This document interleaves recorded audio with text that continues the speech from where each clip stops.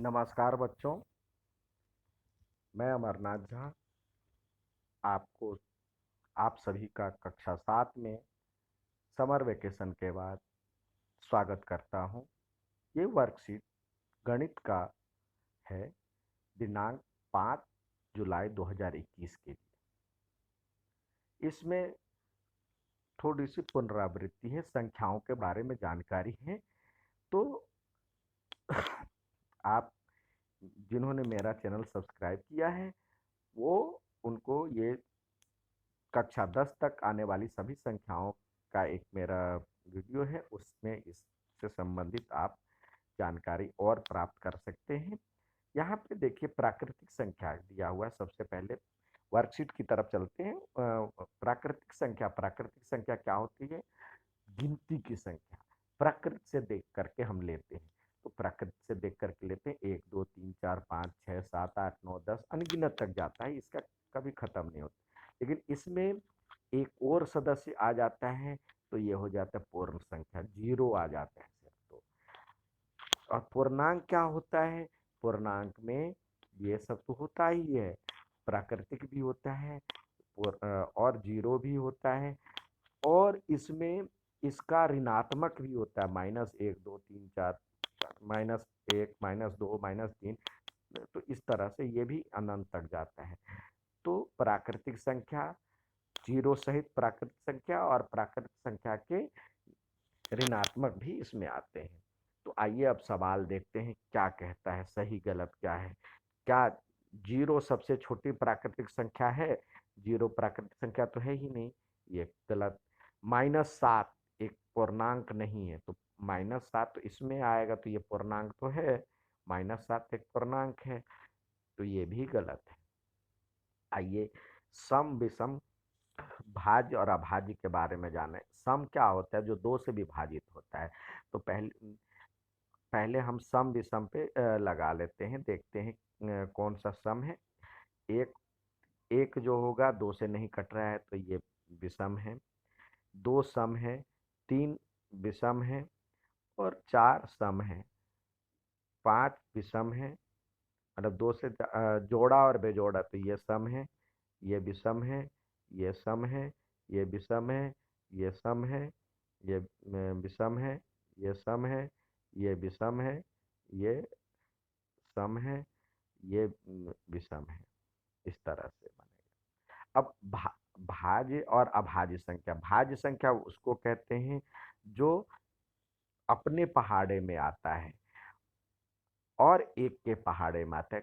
तो ये दो के पहाड़े में आना चाहिए, तो एक न तो भाज्य है न अभाज्य, क्योंकि उसका गुणनखंड एक ही होता है। गुणनखंड के आधार पर कहता है जिसके कम से कम दो गुणनखंड हो, एक एक और एक अपने आप, उसी को भाज्य कहते हैं, अभाज्य कहते हैं। यदि उसके अलावा किसी बीच की संख्या से कट जाए तो वो भाज्य संख्या कहलाती है। तो यहाँ पे भाज्य और अभाज्य दिया हुआ है, तो गुणनखंड के रूप में भी हम लिखते हैं। देखते हैं, पहला दिया हुआ एक, इसका गुणनखंड एक ही है, एक है संख्या, तो ये गुणनखंड एक है, तो ये न तो भाज्य आता है और न अभाज्य। दो, इसके गुणनखंड एक और दो, दो हैं, एक एक और एक अपने आप, गुणनखंडों की संख्या दो है। अब क्या होगा? ये आपको अभाज्य संख्या कहलाता है। दो ही एक ऐसी सम संख्या है जो अभाज्य है, बाकी सारी सम संख्याएं जो होती है, अब देखते हैं क्या होता है। तीन किस किस के पहाड़ से जा रहा है? एक और तीन से जा रहा है, तो गुणनखंडों की संख्या दो हो गई। तो ये क्या होगा? जिसके दो गुणनखंड हो अभाज्य कहलाता है। चार क्या है? एक तो है ही, दो से भी जा रहा है, एक दो और चार, तो ये क्या हो जाएगा? ये इसकी गुणनखंडों की संख्या तीन हो जाएगी, और ये हो जाएगा फिर भाज्य संख्या, क्योंकि दो से अधिक है तो ये भाज्य संख्या। पांच किसके पहाड़ से जा रहा है? एक और पांच के पहाड़े से जा रहा है। एक और पांच के पहाड़े से जा रहा है, तो ये क्या हो जाएगा? इसकी संख्या क्या है? दो है। या तो यहाँ पे हम लिखेंगे इसमें 5 जो है सम संख्या है या विषम, दो ही इसके गुणनखंड हैं, तो 5 सम संख्या अभाज्य संख्या कहलाएगा। 6 1 से भी जा रहा है, 2 से भी, 1 से भी जा रहा है, 2 से भी जा रहा है, 2 तिया 6 होते, 3 से भी जा रहा है और 6 से भी जा रहा है। तो इसके यहाँ पे लिखेंगे 1 2 3 और 6, तो इसके 4 हैं, यहाँ पे 4 लिखेंगे, तो ये 2 से अधिक है, तो ये सम संख्या। 7 क्या है? 7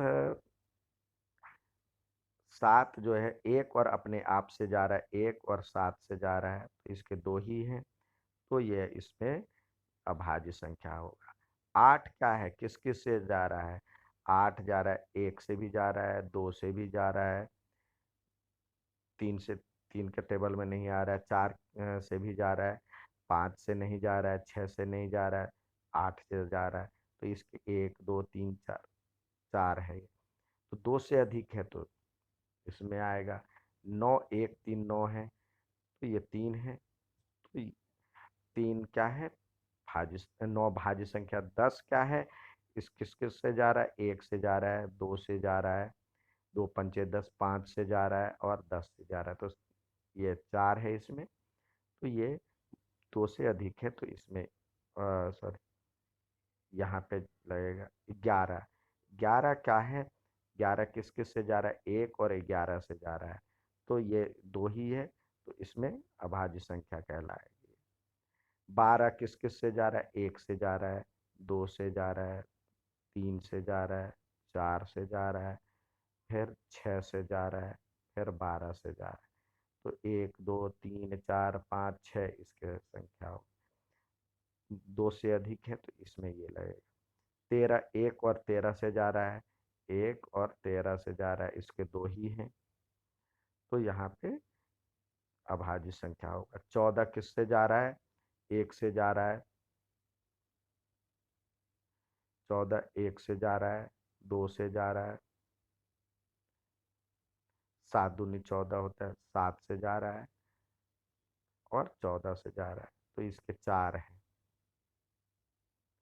तो यहाँ पे ये भाज्य संख्या। 15 किससे जा रहा है? 1 से जा रहा है, 2 से नहीं, 3 से जा रहा है, 3 पंचे 15, 5 से जा रहा है और 15 से जा रहा है, तो ये इसके 4 हो गए, तो ये भी भाज्य। अब वे सभी संख्याएं लिखिए जिनके गुणनखंड विषम में है। अब गुणनखंड देखिए, ये है गुणनखंडों की संख्या विषम में है, तो जिसका 1 3 1 3 आया और ये भी 3 है, तो 1 3 3 ये वाला आया, तो किस किस के हैं? 1 के हैं, फिर आपका ये 4 का है और 9 का है, तो यहाँ पे लिखेंगे वे सभी संख्या 1 4 और 9, वे सभी संख्या लिखिए जिनके गुणनखंड सम संख्या है, जिनके गुणनखंड सम संख्या है। देखिए यहाँ सम विषम कह रहा है, तो यहाँ पे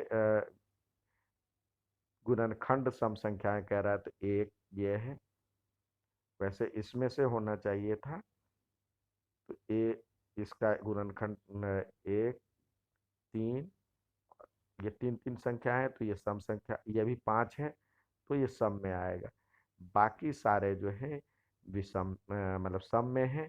यहाँ पे 1 3, यहाँ पे 1 और 4 का भी था और 9 का था और 16 का था, और ये सारी संख्याएं आप बाकी सारे इसमें लिखने हैं आपको सम संख्याओं वाले।